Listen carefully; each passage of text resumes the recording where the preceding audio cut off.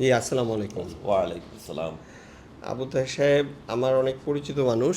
আমি অনেক দিন ধরে ওনাকে চিনি। ওনার আসলে অনেক দূর থেকে ঢাকায় আসেন চিকিৎসা করার জন্য। আমি এই চিকিৎসা যেটা করেন, আমি ওনার অনুমতি নিয়ে ভিডিও করছি।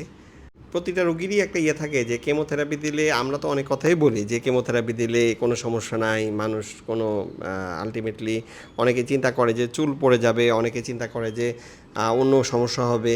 সমস্যা কিছু না কিছু অবশ্যই হয়, এবং সমস্যা হওয়ার সাথে সাথে এইগুলো কিভাবে রোগীরা এই সমস্যাগুলো সাথে যুদ্ধ করে টিকে থাকে, আসলে কি এতটুকু সমস্যা হয় কি না এইটা জানা। আপনার কি আসলে মনে হয় যে সমস্যা খুব বেশি হয়? তেমন বেশি সমস্যা হয় নাই। প্রথম কেমোথেরাপি নেওয়ার পর জি। স্বাভাবিক যে সমস্যাগুলো, যেমন শরীর কিছু চুলকাচ্ছে এবং হাত পা অবশ হয়ে যাচ্ছে, জি। এরপরে অরুচির ভাব, মুখে ঘা, এরপরে কখনো কি মাথায় চুল পড়ে গেছিল আমার তখন? কোনো দিনই চুল পড়ে নাই। জি। মানুষে ভয় দেখাচ্ছে স্যার, বলছে যে কেমোথেরাপি নেওয়ার পর তোমার চুল সব পড়ে যাবে এবং আর কোনো দিন চুল উঠবে না। আমি দেখি এখন চুল বরঞ্চ বড়, আহ, আমার আগের চেয়ে চুলগুলো আগে কিছু পড়তো, কিন্তু থেরাপি নেওয়ার পর আমার চুল আর পড়ে না এবং আমার চুল আগে আরও বেশি সাদা ছিল, এখন দেখা যায় আগের চেয়ে কালো হয়ে যাচ্ছে। না, সেটা হয়তো অন্য কোনো কারণে। আচ্ছা, আমি আরেকটা জিনিস জানতে চাই, সেটা হচ্ছে যে আপনার এই যে খাওয়ার ব্যাপারে রোগীরা জানতে চায় যে কেমোথেরাপি দিলে খাওয়ার অসুবিধা হয়, সেটা তো অবশ্যই হয়। কেমন অসুবিধা হয় যদি বলতেন? আমার কোনো খাওয়ার তেমন কোনো অসুবিধা হয় নাই।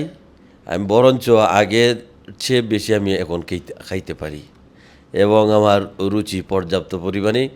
প্রথম অবস্থায় ওজন আমার 10 কেজি কমে গিয়েছিল। যে আপনি তো চাকরি করেন, সরকারি চাকরি করেন। এখন অনেকে আছে যারা রোগী, তারা হচ্ছে যে ভয় পায় যে আমি হয়তো, কেউ সরকারি বেসরকারি চাকরি করে বা অনেকে গৃহিণী, যে আমি আমার কাজ, যে গৃহিণী তারও কিন্তু কাজ আছে, আসলে সারাদিনই অনেক কাজ করেন। তো ভয় থাকে যে কেমোথেরাপি দিলে রোগী কাজ করতে পারবে না। আপনার তো মনে হয় যখন কেমোথেরাপি দিচ্ছেন বা এখন অনেক গ্যাপে গ্যাপে দিচ্ছেন, এটাতে তো মনে হয় আপনার চাকরিতে তো কোনো সমস্যা হয়নি নাকি? কেমোথেরাপি নেওয়ার পর আমার কোনো চাকরির ক্ষেত্রে কোনো অসুবিধা হচ্ছে না, বরঞ্চ আমার চাকরির যে উদ্যম এবং উৎসাহ উদ্দীপনা আরও বৃদ্ধি পাচ্ছে।